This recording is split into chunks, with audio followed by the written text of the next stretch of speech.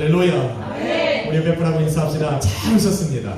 잘하셨습니다. 우리 한 번 더 인사합시다. 당신을 위해 좋은 일이 시작되었습니다. 당신을 위해 좋은 일이 시작되었습니다. 아멘. 제목을 한번 같이 읽습니다. 주님께서 심판의 자리에 앉으셨도다. 주님께서 심판의 자리에 앉으셨도다. 아멘. 베냐민 사람 구시와 그에게 동조했던 사람들이 그 모함 때문에 다윗은 억울하고 또 답답해하고 있습니다. 그런데 그 답답함을 어디에서도 풀 데가 없습니다. 자신의 결백을 밝혀줄 수 있는 곳을 세상 어디에서도 찾지 못하는 다윗은 그 심정을 붙들고 안타까워하고 있습니다. 세상은 자신들의 기준에 의해서 다윗을 판단합니다. 또 보이는 정황과 사람들의 말을 증거 삼아서 다윗을 심판하려고 하기 때문입니다. 이에 다윗은 의롭게 심판하실 하나님께 가장 높은 곳에 앉으사 공의로 심판해 주실 것을 요청을 합니다. 의로우신 하나님께서는 다윗의 그 요청을 받아들이셨어 이제 심판의 자리를 펴시고 그 위에 재판장으로 앉으신 겁니다. 상상이 가십니까? 여러분, 시편은 비유적인 말씀들이 많습니다. 그래서 마치 그림을 그리면 그림으로 그려질 수도 있고, 하나의 드라마를 만들려면 드라마를 만들 수도 있고, 하나의 노래를 적으라면 노래가 될 수도 있는 것이 시편입니다.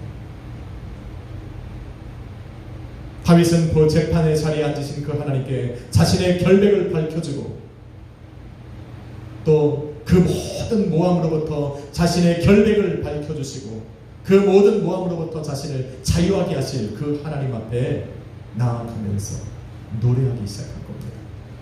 그것이 시편 7편입니다.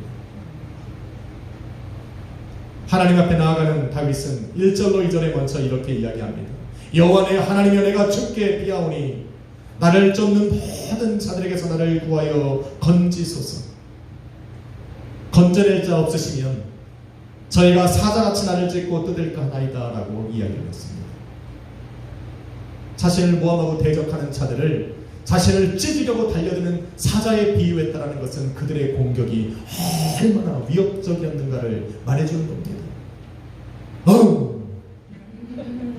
안 무섭습니까? 참 볼륨이 컸어야 되는데. 여러분, 다윗은 어릴 적 기억을 회상합니다. 다윗은 어릴 적 아버지의 양을 들판에서 쳐야 했습니다. 그런데 사무엘상 17장 34절로 35절에 보면 그가 들에서 아버지의 양을 칠 때 사자와 곰이 와서 양떼에게서 새끼를 물어가고, 그러면 다윗이 그들을 쫓아가서 그들의 입에서 양을 건져내고 새끼를 건져내고 그들이 돌이켜 자기를 헤아려 하면 그들의 수염을 잡고 그들을 쳐서 죽였다 이야기를 합니다. 어린 다윗에게 사자와 곰의 기억은 두려움과 공포입니다. 저는 어릴 적 요만한 강아지에게 물린 적도 있어요. 도망가다가 달려가는 저를 뒤에 와서 엉덩이를 물었습니다. 요만한 강아지가 쫓아와도 겁이 나서 도망가는 사자와 곰이 달려든다고 생각하면 여러분, 우리는 다 다윗이 아닙니다. 요즘에 네이버 뉴스에 보면 곰에게 물려 죽는 사람들도 많이 있고 또 사자에게 물려 죽는 사람들도 간간히 들을 수 있는, 그만큼 위협적이라는 겁니다.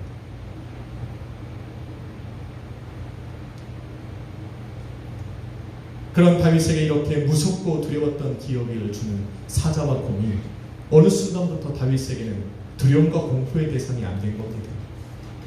왜냐하니 사무엘상 17장 37절에 이르기를 여호와께서 나를 사자의 발톱과 곰의 발톱에게서 나를 건져내셨다 말을 합니다. 할렐루야. 하나님의 도우심을 경험한 다윗에게 사자와 곰은 더 이상 공포와 두려움의 대상이 되지 못했다는 겁니다. 오히려 그들로 인해서 그들은 시간이 지나면 지날수록 다윗이 하나님을 더 신뢰하고 의지하고 믿고 또 피할 수 있게 만드는 도구가 되어갔다라고 말을 하고 있는 겁니다. 다윗은 사자와 곰에게서 얻은 이 엄청난 교훈과 또 믿음과 신뢰를 가지고 이제는 모든 사람이 두려워하던 그 골리앗 앞에 두려움 없이 선 것입니다. 그 골리앗 앞에 두려움 없이 선 그 다윗을 하나님께서는 들판에서와 마찬가지로 다윗을 도우사 골리앗을 쳐 죽이게 하신 겁니다. 여러분, 사자와 곰의 수염을 다윗이 잡았다고 한들 그들의 손과 발이 가만히 있겠습니까? 그런데 하나님께서 그의 손과 발을 묶으시고 다윗이 그것들을 쳐 죽일 때까지 하나님이 꼼짝 못하게 만드신 겁니다. 아멘. 다윗이 물매를 던지고 그것이 날아가서 그 이마에 꽂힐 때까지 하나님께서는 골리앗의 손과 발을 묶으셔서 움직이지 못하게 하신 겁니다. 할렐루야. 아멘. 다윗에게는 그것이 세상 사람들의 눈에는 두려움이고 불가능한 싸움이었지만 다윗에게는 점점 더 하나님을 의지하고 신뢰하는 도구가 된 것입니다. 이러한 경험이 있기 때문에 자신을 찢으려고 달려드는 그 사자와 같이 달려드는 그 대적자들의 포효 속에서 다윗은 하나님께 피했고 하나님에게 도우심을 구하게 된 것입니다. 아멘. 할렐루야. 아멘. 하나님께 피하여 도움을 청한 다윗은 하나님께서 왜 자신을 구하여 내어야만 하시는지를 이야기를 하고 있는 겁니다. 그게 3절로 5절입니다.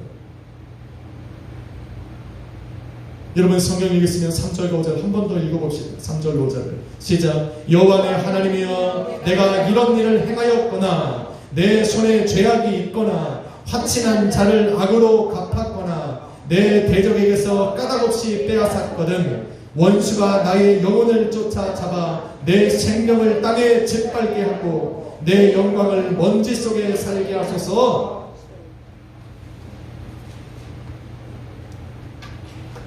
다윗은 지금 자신이 한 점 부끄럼 없이 그 어떤 죄악도 없이 거룩하고 정결하게 살아갔다 말하는 것이 아닙니다. 최소한 지금 나를 모함하는 저 대적자들이 하는 말처럼 나는 그런 일을 행하지 않았다라는 겁니다. 저들의 모함의 속에서는 나는 자유하다, 나는 결백하다 지금 이야기를 하고 있는 겁니다. 할렐루야. 아멘. 억울하다는 거예요. 하나님께 나아가서 자신의 결백을 강하게 호소했던 다윗은 이제 그런 들뜬 자신의 마음을 추스리기라도 하는 듯 5절이 끝난 그 순간 셀라라고 합니다. 여러분, 셀라는 진행되는 시나 노래를 잠깐 정지하는 것을 의미합니다. 의로 심판하실 하나님의 법정에 나가서 자신을 대적하는 자들의 하나님께서 징계해 주시고 심판하고 다스려 달라 요구하기 위해서 잠시 자신의 마음을 가라앉히는 겁니다. 너무 급하면 막 말이 두서가 없어지잖아요. 이제 말을 못합니다. 해야 막 이렇게 합니다. 그래서 다윗은 자신의 그런 들뜨고 숨가쁜 생각과 마음을 잠깐 진정시키면서 마치 다음 소절을 노래하기 위해서 깊은 숨을 쉬듯이 셀라,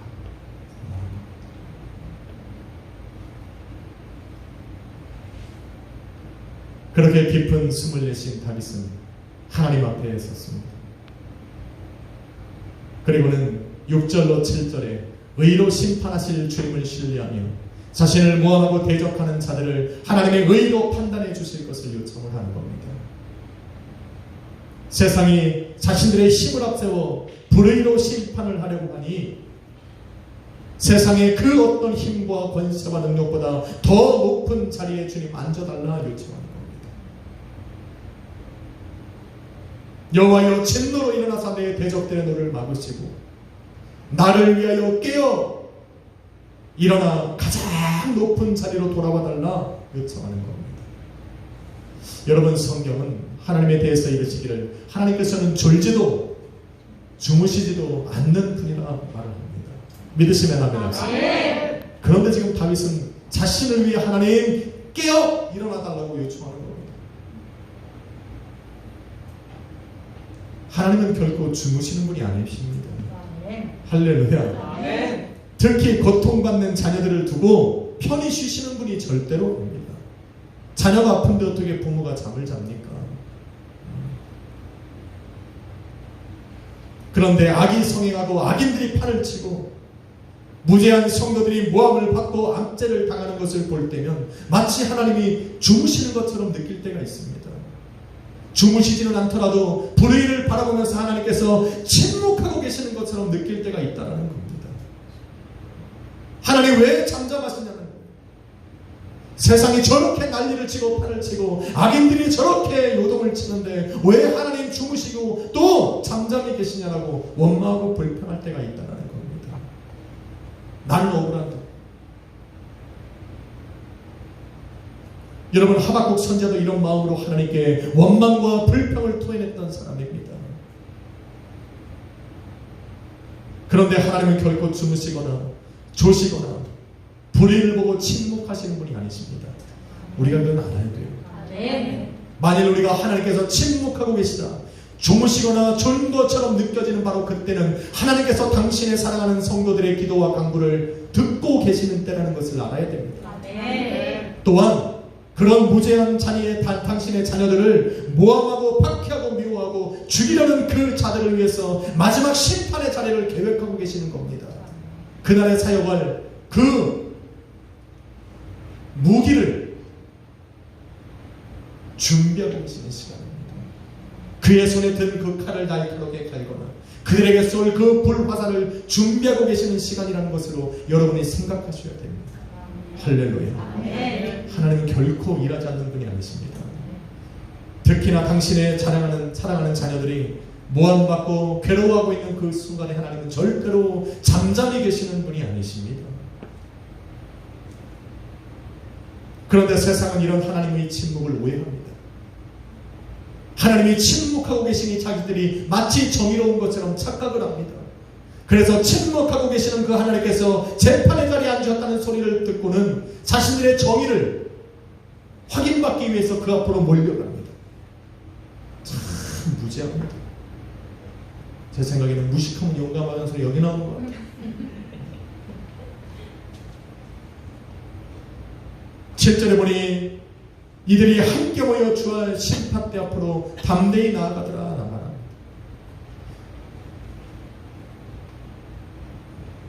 다윗이 이것을 바라본 겁니다. 그래서 오히려 하나님께 간구하여 이르기를 민족들의 모임이 주를 두르게 하시고 다 오히려 모이게 해달라. 그리고 그 위 높은 자리로 돌아오소서라고 말을 하는 겁니다. 그 위, 이것이 원어가 알레하입니다. 알레하. 이것은 때로는 그를 위해, 때로는 그들을 위해 하는 단어로 해석이 가능합니다.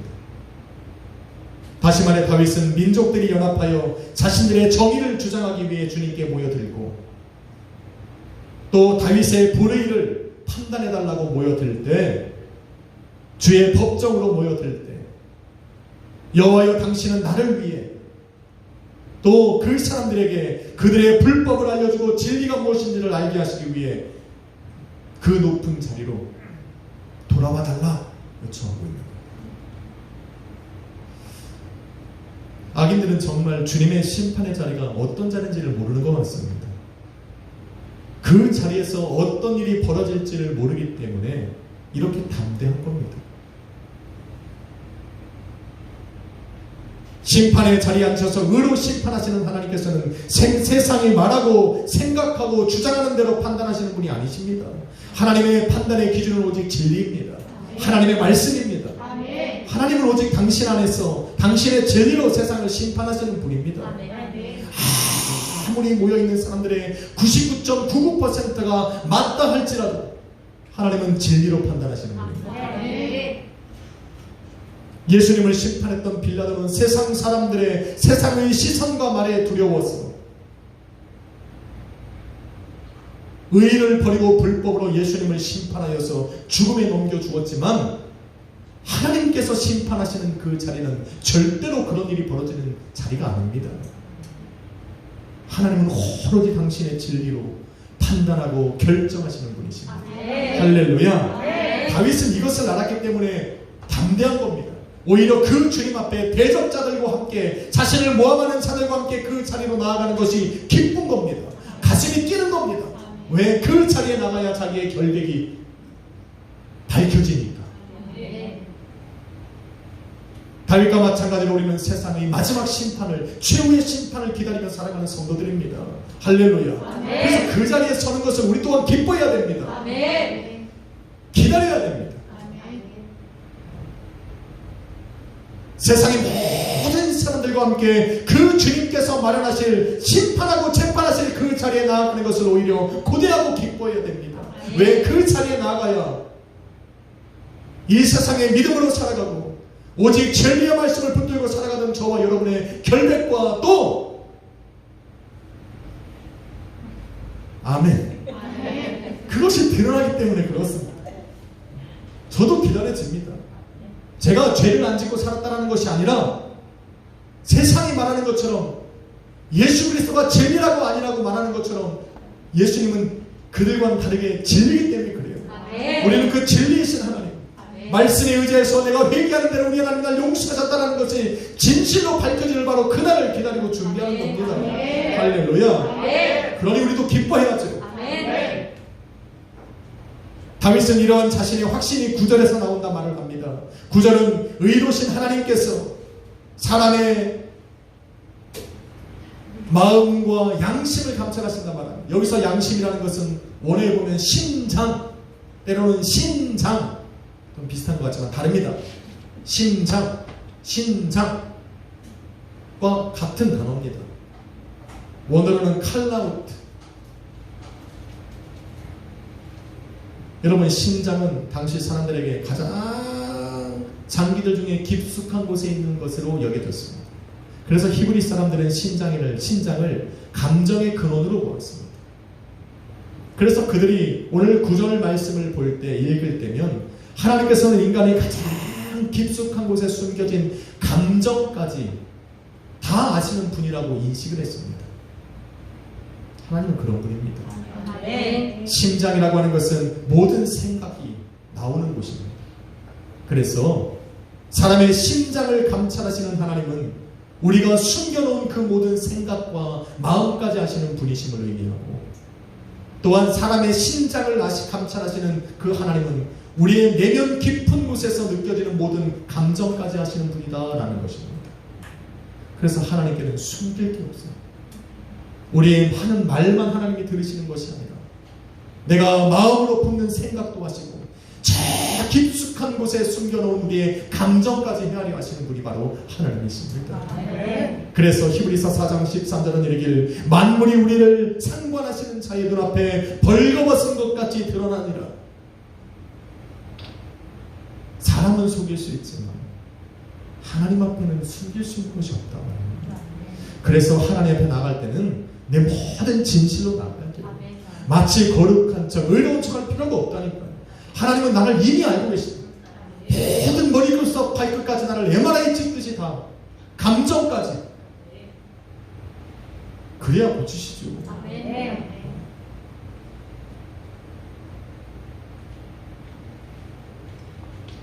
하나님 앞에 숨길 것이 없기에 오히려 그 앞에 서는 것이 담대했던 다윗은 11절 말씀에 하나님은 의로우신 재판장이시며 매일 분노하시는 하나님이라 말합니다.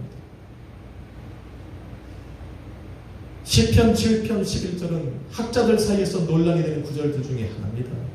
어디가 그렇습니까? 하나님은 매일 분노하시는 하나님이시라는 이 말이 학자들 사이에서 지금도 의견이 갈립니다. 원문을 해석을 해보면 하나님은 의인을 심판하시며 하나님은 매일 분노하신다입니다. 그런데 어떤 학자들은 이런 본문의 해석을 반대합니다. 오히려 반대로 해석해야 된다고 합니다. 하나님은 의로우신 재판장이시며 매일 분노하지 않으신다 라고 해석을 해야 된다, 이렇게 주장을 합니다. 이 사람들이 주장하는 이유도 있습니다. 매일 분노하시는 하나님, 매일 분노하시지 않는다 라고 하는 이 부정과 L과 R입니다. 하나님은 L, 아니다 라고 하는 부정은 R인데 이게 자음은 같고 모음만 다릅니다. 그런데 히브리 성경은 모음을 사용하지 않고 자음만 기록합니다. 그럼 어떻게 합니까? 둘 다 맞다는 얘기입니다. 그럼 어떤 것이 맞느냐? 본문의 앞뒤 상황과 맞춰서 해석을 해야 됩니다. 때로는 성경이 말하고 있는 하나님의 속성과 비유해서 우리는 해석을 해 나가야 됩니다. 여러분의 이 신앙과 믿음으로 볼 때 하나님은 매일 분노하시는 분이십니까? 아니면 매일 분노하지 않는 분이십니까? 만일 내가 하나님은 매일 분노하지 않는 분이시다, 분노하지 않는다라는 것을 선택했다면 아마도 그 사람의 마음속에는 나는 하나님 앞에 날마다 죄인이라는 겁니다. 죄를 미워하시는 하나님께서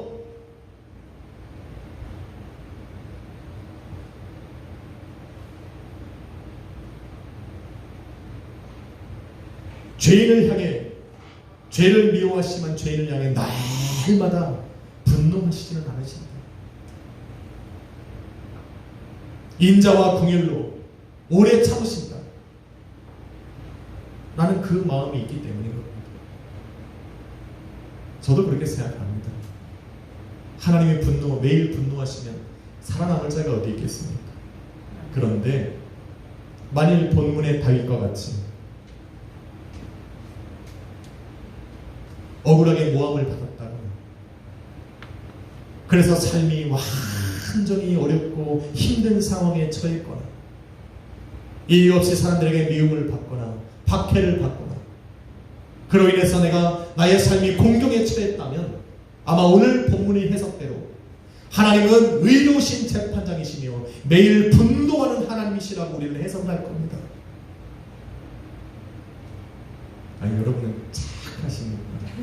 정말 남이 이렇게 하는 걸 싫어하시는 분들이니까 참 나는 그렇지 않아라고 얘기하실 수 있지만 다윗은 얼마나 억울했는지, 하나님은 매일 분노하시는 하나님이라 했겠다니까요. 본문의 표현이 다소 강하게 들릴지는 몰라도 수많은 경고에도 불구하고 회개하고 돌아오지 않는 세상을 향해 하나님은 매일매일 시도합니다. 그런 세상과 그런 죄인들을 하나님은 매일매일 시도합니다. 예수 그리스도를 십자가에 내어 죽이시기까지 사랑을 보여주셨음에도 불구하고, 그래서 당신의 아들을 죽인 그 모든 사람들을 돌아오면 용서하시겠다라고 말씀하셨음에도 불구하고 회개하고 돌아오지 않는 그 사람들을 하나님은 매일매일 싫어합니다. 엄격히 말하면 이들의 죄를 싫어하실 뿐만 아니라 계속해서 죄를 탐닉하며 살아가는 자들에게 매일매일 분노하십니다. 성경이 그걸 말합니다. 죄에 사로잡혀 무죄한 자녀들을, 성도들을, 교회들을 모함하고 비방하는 자들에게 우리 하나님은 항상 분노해 계십니다. 하나님은 사랑의 하나님이십니까? 맞습니다. 하나님의 사랑은 당신의 아들 예수 그리스도를 믿는 자들에게 사랑을 베푸십니다. 하나님은 죄를 미워하시는 분이시지 결코 사랑으로 볶는 분이 아니십니다. 하나님은 그들을 향해 매일매일 시도하시고 매일매일 분노하시는 분이십니다. 하나님은 감정이 없는 무감각한 분이 아니십니다. 하나님의 분노는 세상을 죄로 끌고 가는 죄를 향해 있고 죄에 끌려가면서도 여전히 죄를 즐거워하는 사람들을 향하고 있습니다. 하나님은 분노하시는 하나님이십니다. 회개하며 돌아오지 않는 자들을 향해 날마다 죄를 탐닉하며 살아가는 자들을 위해, 또 교회와 성도를 모함하고 비난하는 자들을 위해 하나님께서는 오늘도 내일도 매일매일 분노하시는 분이십니다. 기억하십시오. 하나님은 죄를 향해 매일 분노하시는 분입니다. 하나님께서 그 분노로 세상을 심판하시는 날은 지금까지 쌓아놓으셨던 그 분을 한 번에 바라시는 날이 될 겁니다. 그래서 하나님의 마지막 심판의 자리는 이만큼의 사랑도 없는 날입니다. 하나님께서 이 시간 세상에 존재하는 동안 쌓아놓으셨던 그 분노를 한 번에 쏟아시는 날이기에 그때는 그 하나님의 분노를 막을 수 있는 것은 아무도 없습니다. 이것을 모르는 죄인들은 매일매일이 자신들에게 좋은 날이라고 말을 합니다. 하지만 그들에게 매일은 저주가 쌓이는 날일 뿐입니다. 그들은 매일매일 축제와 같이 지낼지라도 매일매일 그들의 삶에 쌓아놓는 죄악들은 마지막 심판의 자리에서 그들에게 형벌이 되어 돌아올 것입니다. 이게 성경이 말하는 겁니다. 그러기에 그들에게 안전한 날은 없는 겁니다.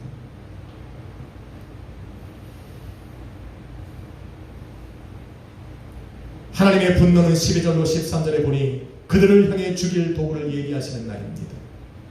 그들을 위해 칼을 가시고 불화살을 쏘실 그 활을 이미 당겨 준비하고 계시는 날입니다. 심지어는 15절로 16절에 이런 바와 같이 자신들이 판 웅덩이에 그들 스스로 빠지게 하시고 그들의 재앙이 그들의 머리로 돌아가게 하시고 그들의 포악이 그들의 정수리에 내리게 하시도록 주님을 하고 계십니다. 할렐루야. 아멘. 저는 코로나가 심해지면 심해질수록 왜 세상의 시선이 교회와 성도를 향하는지 모르겠습니다. 그런 말에 성도마저 휘청거리고 함께 입을 모아 비난하고 조롱하고 마치 예배 가운데 모이는 나가는 것이 마치 죽는 것처럼 도살장에 끌려가는 것처럼 생각하며 판단하는 사람들, 저는 이것이 마지막 때 증거라 생각합니다. 여러분, 현혹당하지 마십시오. 마지막 때는 모이기를 피하는 자들의 그 어떤 말로에 우리는 넘어가서는 안 됩니다. 단지 제가 예배를 비대면으로 돌리는 것은 나라가 정한 것이기 때문에 하나님께서 세워놓으신 그 위에 있는 사람들의 말에 따르기 위해서 하는 것이지 예배를 포기하는 것이 아닙니다. 우리는 그 비대면으로 드리면서 우리의 가슴을 치고 기도해야지 오히려 그것이 자신이 예배에 나오지 않는 이유가 되어서는 안 됩니다. 그것이 핑계가 되고 그것이 오히려 내 삶의 편한 신앙생활이 되어서는 절대로 안 됩니다. 여러분, 마지막에 우리 하나님께서 매일매일 분노가 그 쌓이시는 분노가 나를 향하게 해서는 안 됩니다. 할렐루야.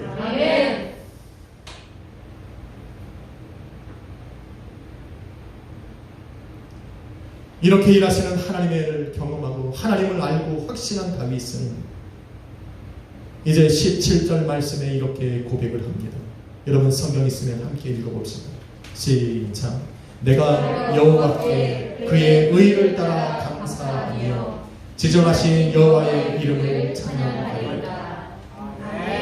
억울하고 답답했던 다윗의 마음은 이 모든 일을 행하시는 하나님으로 인해서 감사와 찬양으로 변해가고 있습니다. 의로 판단하실 그 하나님,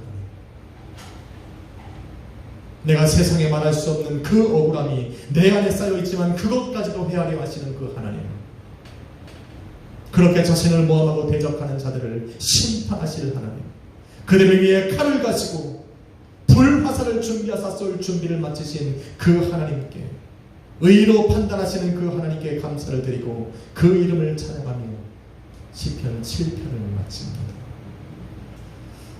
저는 다윗과 같은 이런 믿음의 확신이 저와 여러분에게 있어야 한다 믿습니다. 그래야 살아가면서 억울한 일을 당하고 답답한 일을 당할 때 그것을 찬양과 감사로 바꿀 수 있기 때문입니다. 사랑하는 성도 여러분,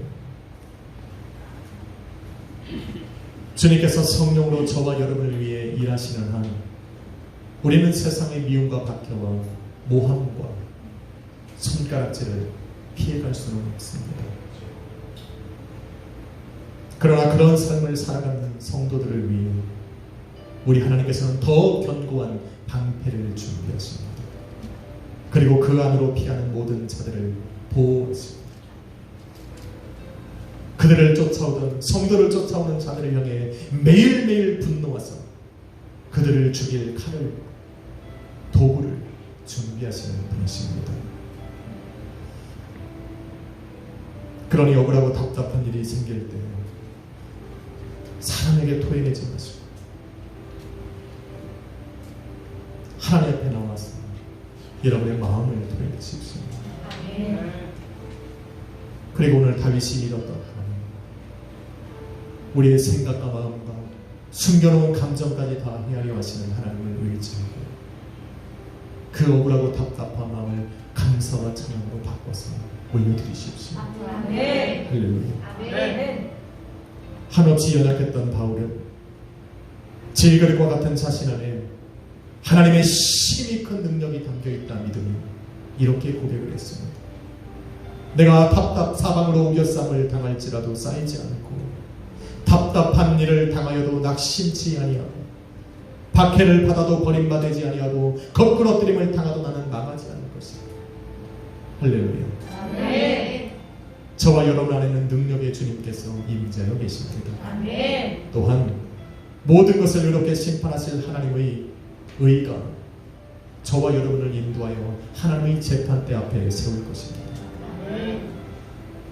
하나님께서 공의로 심판하실 그날은 속히 올 것이고 세상의 모든 사람은 저와 여러분과 함께 그 앞에 서게 될 것입니다. 그러니 그날에 나아가서 모든 것을 보상받을 날을 기대하면서 하루하루 감사와 찬양으로 또 살아가야 줄 알았습니다. 힘든 한 주가 될 것입니다. 비대면으로 아마도 답답한 한 주가 될 것입니다. 사업하는 분들은 또 경제적인 어려움 속에 또 염려하고 근심할 수도 있습니다. 그러나 힘을 냅시다. 아멘. 저와 여러분은 이미 그리스도의 품 안으로 피했고 우리를 위해 준비하시는 하나님은 놀라운 계획을 진행시켜 나가실 겁니다. 아멘. 기도하겠습니다. 걸어가신 아버지 하나님 감사합니다. 힘들고 어려운 순간이 찾아올 때 주님께 피했던 다윗처럼 하나님 어려움과 힘든 상황 속에 우리는 주님 앞에 나아갑니다. 오히려 더 갈급한 심정으로 주님을 찾고 주님께 피하여 주님께 도우심을 청합니다. 나의 의와 나의 결백이신 주님, 주님 앞에 피하는 우리 약속의 모든 성도님들을 기억하여 주셨습니다. 하나님 예배가 하나님 제한받는 이 상황을 가슴을 치며 아버지 하나님 안타까워할 수 있도록 그 마음을 붙들어 주시고 하나님 내가 처한 그곳에서 더욱더 하나님을 찾으며 다시 모여 함께 모여 예배할 그 시간을 위해 간절히 기도하는 우리 약속의 교회 성도님들 되게 하여 주옵소서. 주님께 감사합니다. 오늘도 우리의 모든 염려와 근심과 억울하고 답답한 일들이 감사와 찬양으로 변하게 하여 주옵소서. 우리를 붙드시고 인도하시는 예수 그리스도의 이름으로 기도했습니다. 더 찬양 드리려고 합니다. 목마른 사슴 시냇물을 찾아 헤매이고 우리의 영혼이 주님을 찾기에 갈급합니다.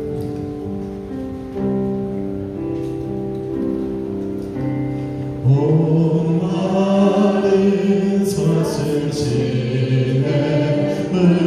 찾아 헤매이듯이 내 영혼 주를 찾기에 갈급하나이다.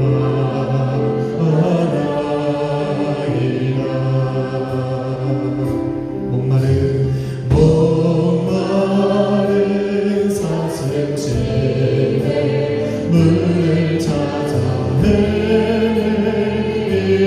헤매이듯이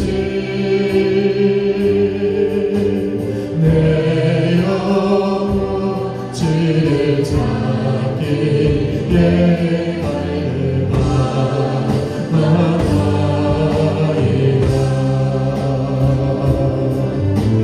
주님만이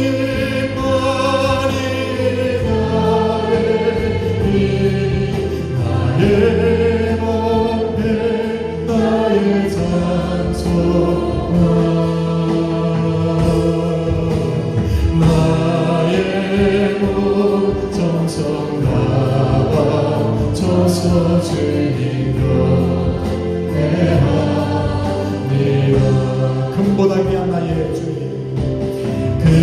금보다 귀한 나의 주님 내게 맡겨주신 주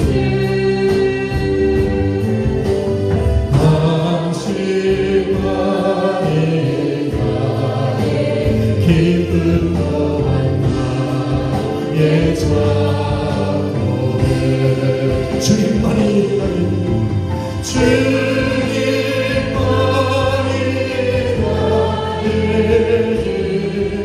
나의 밖에 나의 장소가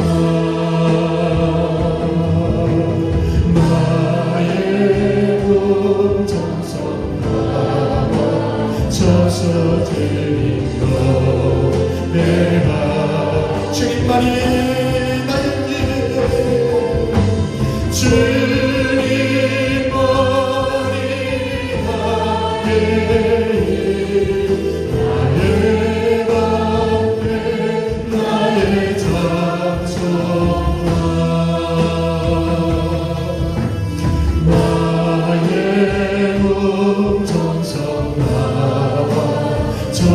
이 새노래 한번 기도합시다. 아버지, 오늘도 내가 주님께 피하오니 나를 건져내시고